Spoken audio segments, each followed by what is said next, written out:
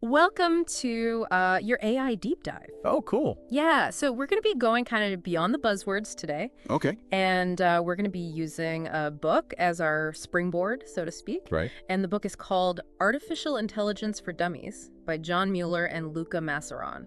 Okay. Sounds good.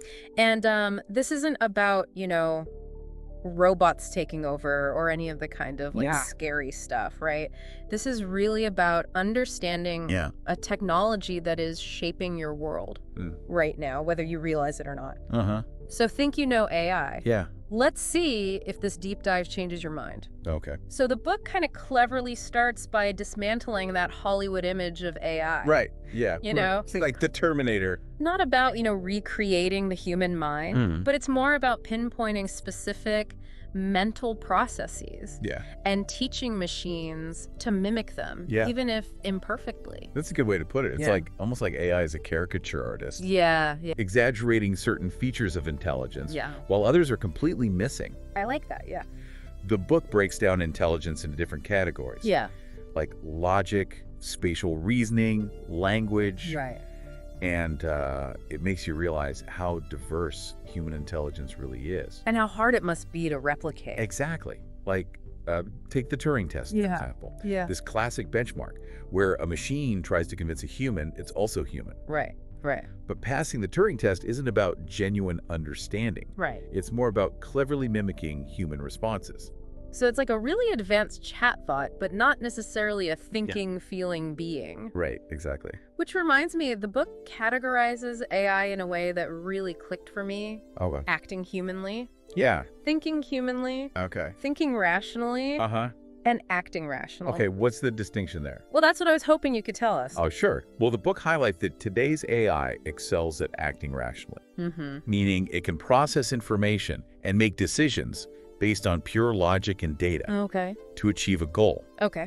Think of a chess program calculating moves to win, All right. but thinking rationally in the human sense is far messier. Right. Our emotions, biases, gut feelings, Yeah. these are all part of our decision-making process, and they're not easily translated into code.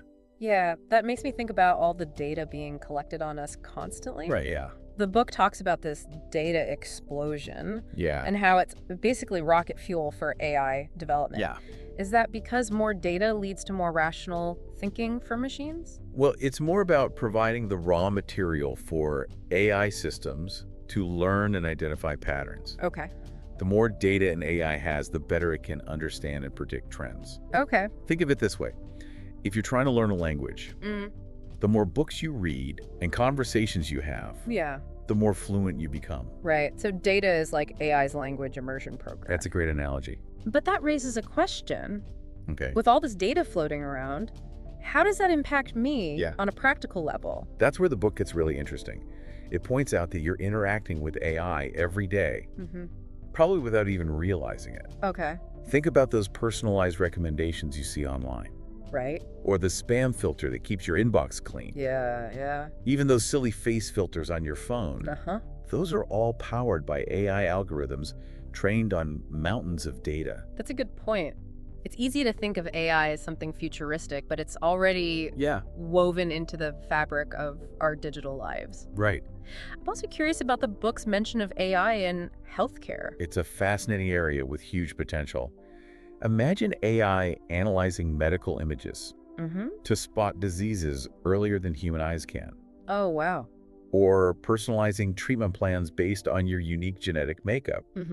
The book also talks about AI-powered prosthetics that respond to your thoughts, Wow. almost like an extension of your body. That's incredible. Yeah. It seems like AI is poised to revolutionize healthcare. Yeah, I think so. But all this talk of sophisticated algorithms and vast data sets makes me wonder, Yeah. is there a risk of these systems becoming too complex, Right. too opaque to understand? That's a legitimate concern. The book dives into a famous thought experiment called the Chinese room argument. Okay. Imagine someone locked in a room, receiving Chinese characters through a slot. Okay. They have a rule book that tells them how to respond, producing grammatically correct Chinese sentences without understanding a word of Chinese. Oh, okay. The argument is that AI might be doing something similar, Right. manipulating symbols and data Yeah. without true comprehension. So AI could be incredibly good at mimicking intelligent behavior, Right. but not actually understand what it's doing. Exactly. That's a pretty mind-blowing concept. Yeah, it's a philosophical debate that's been going on for decades. It seems like there are different schools of thought on how AI should be approached. Yeah. The book mentions these different tribes within the AI community. Right. Can you elaborate on that? Well, it's not so much about tribes as it is about different approaches to learning. Okay. Some researchers favor symbolic reasoning, where AI systems are built on complex rules and logic. Others focus on connectionism, modeling AI after the neural networks in our brains. Okay. And then there are evolutionary algorithms, Yeah. Bayesian inference, learning by analogy. Yeah. Each approach has its strengths and limitations, and no single method is universally superior. So it's like choosing the right tool for the job. Exactly. Speaking of tools, everyone's talking about deep learning these days. Yeah, it's a hot topic. Where does that fit into all of this? Deep learning is a powerful subset of machine learning Okay. that uses artificial neural networks to analyze vast amounts of data and learn complex patterns. Think of it as giving a computer a simplified model of a brain Okay. with layers of interconnected neurons that process information. So it's like taking those neural networks we talked about earlier Yeah. and giving them a serious upgrade. Yeah, you could say that. But how exactly do those artificial neurons work? Right. And why is deep learning causing such a stir? Mm-hmm. I think we need to save that for part 2 of our deep dive. Okay, sounds good. All right, let's untangle this deep learning craze. Last time, we left off with the idea of artificial neurons and these multi-layered networks. Yeah. Sounds like we're giving computers a brain boost, but know. how does it actually work? Well, the book does a good job of breaking down this complex idea. Okay. Each artificial neuron receives input, performs a simple calculation, and produces an output. Okay. It's the connections between these neurons that are key. These connections have weights that determine how strongly one neuron influences another. Wait, so it's like some connections are strong and others are weak. Exactly. Okay. And during training, the network adjusts these weights based on the data it's fed. It's like fine-tuning a recipe. Right. You keep adjusting the ingredients until you get the perfect flavor. So the network learns by tweaking those connections. Yeah. But this whole idea of artificial neural networks, Right. where did it come from? Well, it's a surprisingly old concept. Okay. The book takes us back to the 1950s Uh-huh. with the invention of the perceptron. Okay. It was a single-layer neural network Mm-hmm. capable of simple tasks, Okay. but it couldn't handle more complex problems. Gotcha. This led to a period of disillusionment in AI research, Okay. a so-called AI winter. AI winter? That sounds a bit dramatic. Well, it was a time when funding and interest in AI research dried up. Okay, I see. But decades later, yeah. with more computing power and advanced algorithms, researchers revisited the idea of neural networks. Right. They started adding more layers, Okay. creating deeper networks, capable of handling more complex patterns. Okay. That's how deep learning was born. So deep learning is like the comeback kid of the AI world. Exactly. But what can it do that those earlier neural networks couldn't? Right. What's all the hype about? Well, think about image recognition. Okay. Deep learning algorithms can now identify objects in images with accuracy that rivals humans. Oh, wow. And then there's natural language processing, Okay. where AI systems are understanding and generating human language, Okay. even composing music or writing poetry. Hold on. AI writing poetry. Yeah, That's both impressive and slightly unsettling. I know, it's pretty amazing. What are some of the specific techniques Okay. that make deep learning so powerful? Well, the book dives into some fascinating examples. Okay. They're convolutional neural networks, or CNNs, Okay. that excel at analyzing images. Okay. Think facial recognition, or self-driving cars that can see the road. Right. Then there are recurrent neural networks, or RNNs, which are great at processing sequences of data, Gotcha. making them perfect for language tasks or predicting stock prices. So CNNs for images, Right. RNNs for sequences. Yeah, Got it. exactly. But I've also heard about these things called GANs, Oh, yeah. generative adversarial networks. Those are really cool. What's so special about those? Imagine two neural networks engaged in a creative duel. Okay. One network, the generator, creates data, like images or music. Okay. The other network, the discriminator, Yeah. tries to determine if the data is real or fake. Gotcha. This back and forth pushes both networks to improve, Okay. leading to incredibly realistic outputs. Okay. That's how those deepfakes you mentioned earlier are created. It's like a digital arms race, but for creativity. Exactly. So deep learning is driving advancements in image recognition, Right. language processing, Yeah. and even creative fields. Uh-huh. What about real-world applications Okay.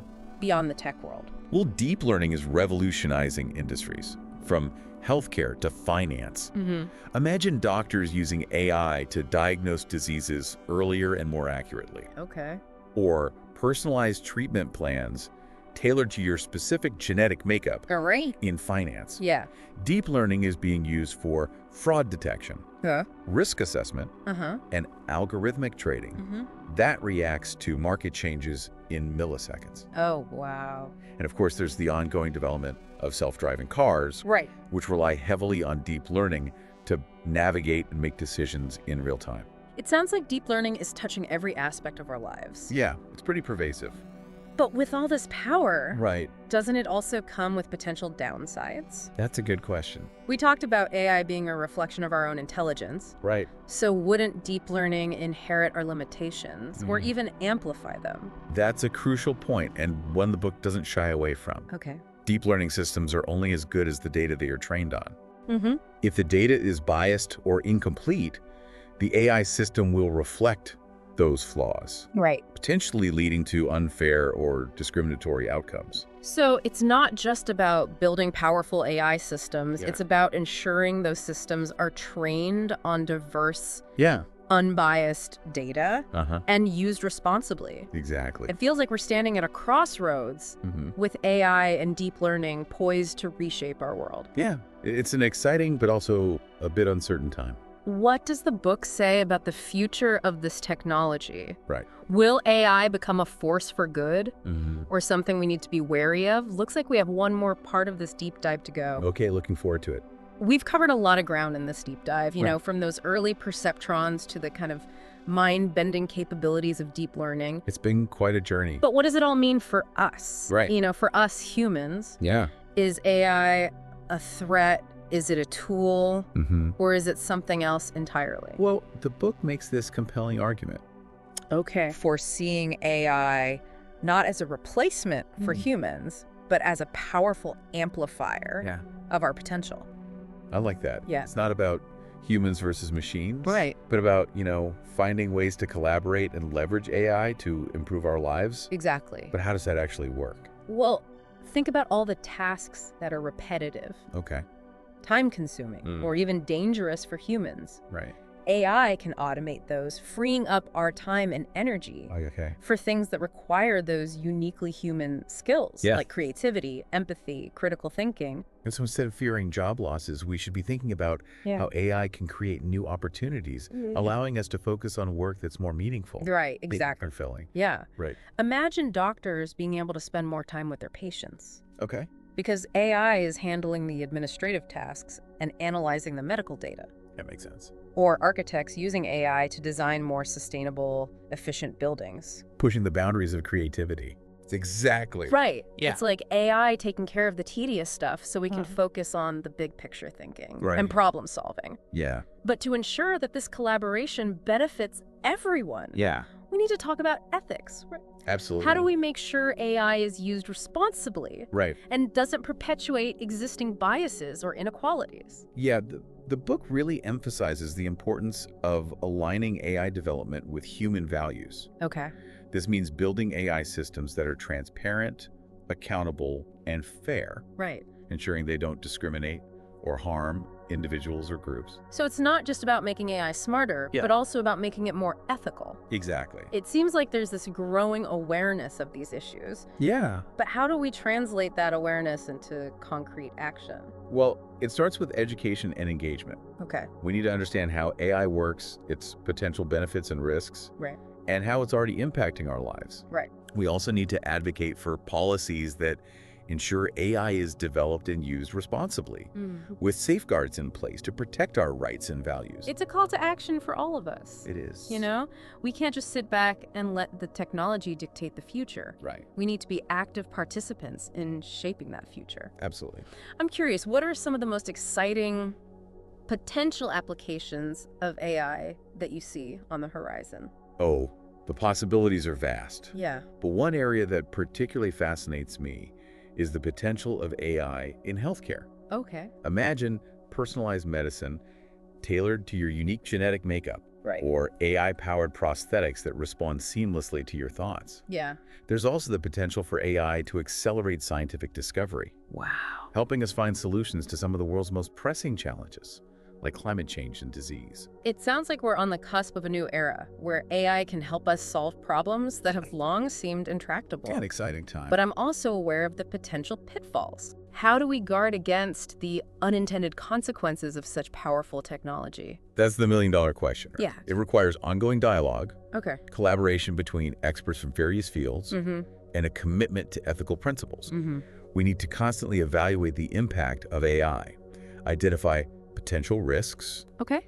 and adjust course as needed. So it's not a one-time fix, but a continuous process of monitoring, adapting, Yeah, and ensuring AI remains aligned with our values. exactly. This deep dive has been incredibly insightful. I'm glad to hear that. I feel like I have a much clearer understanding of what AI is, how it works, and the profound impact it's having on our world. It's a fascinating field. What's your final takeaway for our listeners? Something to ponder as they continue exploring this fascinating field. Well, I think the key takeaway is this. Yeah.